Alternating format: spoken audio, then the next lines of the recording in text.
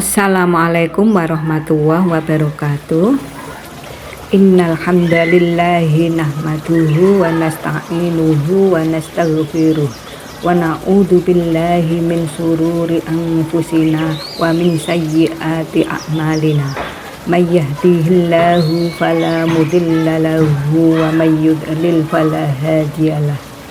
Asyhadu an la ilaha illallah wahdahu la syarikalah wa asyhadu anna Muhammadan abduhu wa rasuluh. Amma ba'd. Sungguh segala puji hanya milik Allah. Allah yang kita puji, kepada Allah kita memohon pertolongan, kepadanya kita memohon ampunan. Kita berlindung kepada Allah dari kejahatan diri-diri kita dan dari keburukan amal perbuatan kita. Siapa yang diberi petunjuk oleh Allah, maka tak seorang pun dapat menyesatkannya, dan barang siapa yang Allah sesatkan, maka tak seorang pun mampu memberinya petunjuk. Saya bersaksi bahwa tidak ada yang berhak disembah selain Allah semata. Tidak ada sekutu baginya, dan saya bersaksi bahwa Muhammad adalah hamba dan Rasulnya. Tak lupa kita mengucapkan syukur alhamdulillah kepada Allah Subhanahu wa Ta'ala yang telah memberikan kenikmatan hidup kepada kita semuanya sehingga kita dapat bertemu kembali. Dan tak lupa sholawat serta salam kita sampaikan kepada Nabi besar kita, Nabi Muhammad SAW. Semoga kelak kita dapat syafaat darinya. Allahumma sholli ala sayyidina Muhammad wa ala ali sayyidina Muhammad. Assalamualaikum ya Rasulullah. Saudaraku semuanya yang dirahmati oleh Allah Subhanahu wa Ta'ala, salah satu dosa besar dalam Islam yaitu syirik. Syirik disebut juga sebagai perbuatan hina dan paling dibenci oleh Allah Subhanahu wa Ta'ala. Karena itu, perilaku ini punya banyak bahaya dan dampak negatif bagi pelakunya, musyrik. Inna syirka la dzulmun adzim. Sungguhnya mempersekutukan Allah adalah benar-benar kezaliman yang besar. Luqman 13. Karena syirik merupakan kezaliman yang paling besar, maka Allah Subhanahu wa Ta'ala pun tidak mengampuni pelakunya hingga benar-benar bertaubat. Allah Subhanahu wa Ta'ala berfirman, Innallaha la yaghfiru ayyushraka bihi wa yaghfiru ma duna dzalika liman yasha wa may yusyrik billahi faqad iftara isman adzima. Sesungguhnya Allah tidak akan mengampuni dosa karena mempersekutukannya syirik, dan Dia mengampuni apa dosa yang selain syirik itu bagi siapa yang Dia kehendaki. An-Nisa 48. Kutukan Allah Subhanahu wa Ta'ala dengan sesuatu selainnya atau makhluknya, lantaran Allah Subhanahu wa Ta'ala adalah Sang Pencipta, maka tidak ada hal yang bisa menyamaikan Dia. Sehingga bila ada yang menyetarakan atau mengaku setara dengan Allah Subhanahu wa Ta'ala, maka ia telah berlaku syirik. Dalam Al-Quran, Allah Subhanahu wa Ta'ala mengingatkan sekaligus melarang agar para hamba tidak berbuat demikian. Seperti dalam surat An-Nisa ayat 36, Wa'budullaha wa tus'riku bihi syai'an. Sembahlah Allah dan janganlah kamu mempersekutukannya dengan sesuatu apapun. Nabi Shallallahu Alaihi Wasallam dalam sabdanya yang diriwayatkan oleh Ibnu Abbas juga menyatakan bila syirik merupakan dosa besar. Rasulullah Shallallahu Alaihi Wasallam ditanya tentang dosa-dosa besar, maka beliau bersabda, syirik kepada Allah, putus asa dari rahmat Allah, dan merasa aman dari tipu daya Allah. HR Al-Basar dan Tabrani. Syirik juga akan menggugurkan pahala pelakunya di akhirat, sebagaimana firman Allah Subhanahu wa Ta'ala, walaqad uhiya ilaika wa ilal ladzina min qablika la in asyrakta la yahbatanna amaluka wa la takunanna minal khasirin. Dan sungguh telah diwahyukan kepadamu dan kepada nabi-nabi yang sebelummu, sungguh jika engkau mempersekutukan Allah, niscaya akan hapuslah amalmu dan tentulah engkau termasuk orang yang rugi. Az-Zumar 65. Bahaya syirik yang paling besar adalah ia akan menggiring pelakunya ke neraka. Dalam hadis yang diriwayatkan Jabir, ia berkata Rasulullah Shallallahu Alaihi Wasallam bersabda, "Man laqiyallaha la yusyriku bihi syai'an dakhalal jannata wa man laqiyahu yusyriku bihi syai'an dakhalan nar." Orang yang menjumpai Allah dalam keadaan tidak menyekutukan Allah dengan sesuatu pun pasti masuk surga, dan orang yang menjumpainya dalam keadaan menyekutukan Allah dengan sesuatu pasti masuk neraka. HR Muslim. Dalam riwayat lain, syirik termasuk 7 dosa besar paling utama yang harus dihindari. Abu Hurairah radhiyallahu an meriwayatkan dari Nabi Shallallahu Alaihi Wasallam yang bersabda, "Jauhilah oleh kalian 7 dosa yang membinasakan." Para sahabat bertanya, "Apa itu wahai Rasulullah?" Beliau menjawab, "Syirik kepada Allah, sihir, membunuh jiwa yang diharamkan oleh Allah kecuali dengan alasan yang dibenarkan, memakan riba, memakan harta anak yatim, lari dari medan perang, yaitu lari dari medan perang ketika bertemu orang kafir, dan menuduh wanita mukminah baik-baik telah berzina." Muttafaq alaih. Aku pernah berada di boncengan Nabi Shallallahu Alaihi Wasallam di atas keledai, lalu beliau bersabda, "Wahai Mu'adz, tahukah kamu apa hak Allah atas para hamba dan para hamba atas Allah?" Aku menjawab, "Allah dan Rasulnya lebih mengetahui." Beliau bersabda, "Hak Allah atas para hamba ialah hendaklah mereka menyembah Allah dan tidak menyekutukannya dengan sesuatu pun. Dan hak para hamba atas Allah ialah Allah tidak menyiksa orang yang tidak menyekutukannya dengan sesuatu pun." Muttafaqun alaih. Saudaraku semuanya yang dirahmati oleh Allah Subhanahu wa taala, syirik kepada Allah ialah menyamakan selain Allah dengan Allah dalam hal-hal yang merupakan kekhususan bagi Allah. Syirik merupakan dosa yang paling buruk dan paling besar secara mutlak. Allah tidak akan mengampuni orang yang meninggal dalam keadaan musyrik.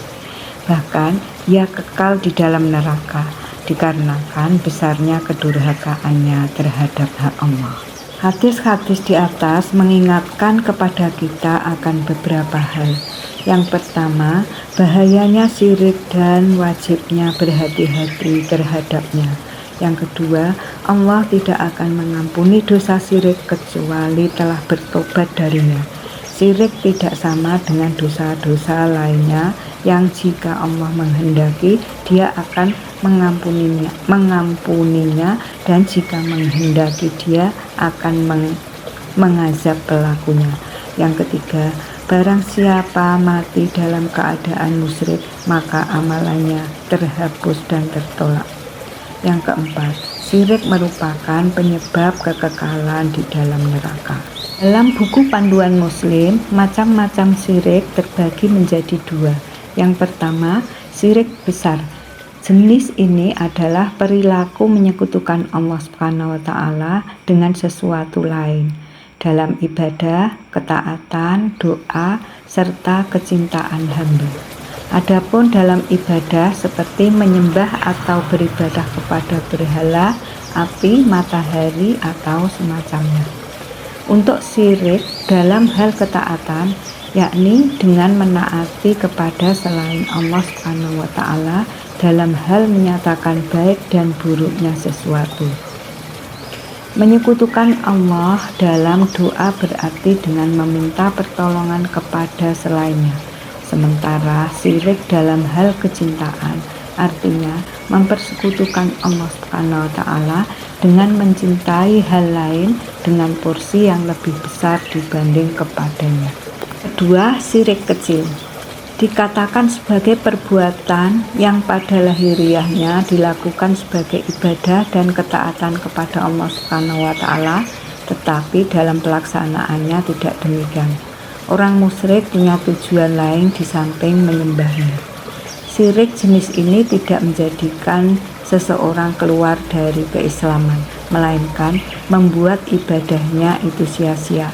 Contoh syirik kecil seperti riya dan sum'ah.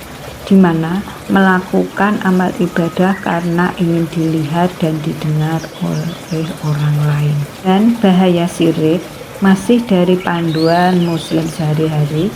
Dampak negatif dari perilaku syirik akan membuat pelakunya merugi. Berikut beberapa bahaya dari syirik. Yang pertama, tidak mendapat ampunan dari Allah Subhanahu wa taala.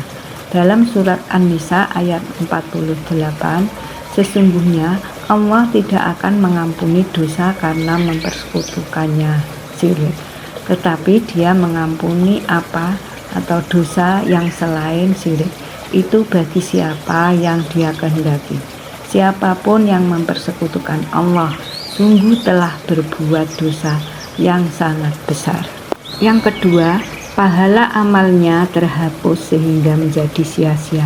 Dalam surat Al-An'am ayat 88, Allah berfirman, seandainya mereka mempersekutukan Allah, pasti sia-sialah amal yang telah mereka kerjakan.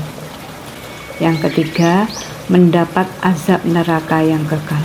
Dalam surat Al-Bayyinah ayat 6, sesungguhnya orang-orang yang kufur dari golongan ahlul kitab dan orang-orang musyrik akan masuk neraka jahanam. Mereka kekal di dalamnya, mereka itulah seburuk-buruk makhluk. Yang keempat, ditolaknya amal ibadah oleh Allah Subhanahu wa taala. Dalam hadis qudsi, Allah berfirman, "Aku adalah yang paling tidak suka untuk disekutukan. Oleh karena itu, barang siapa mengerjakan suatu amal untukku dan untuk selainku, maka aku akan tinggalkan amal tersebut dan persekutuannya." HR Muslim. Yang kelima, amalan hanya punya nilai duniawi. Sebagaimana sabda Rasulullah SAW, barang siapa berbuat agar perbuatannya itu didengar oleh orang lain, maka Allah akan memperdengarkan perbuatan tersebut kepada orang lain. Dan barang siapa berbuat agar perbuatannya dilihat orang lain, maka Allah akan memperlihatkan perbuatan tersebut kepada orang lain tanpa ada pahalanya di sisi Allah. HR Muslim. Saudaraku semuanya yang dirahmati oleh Allah Subhanahu wa taala, dan ini cara menghindari perbuatan syirik.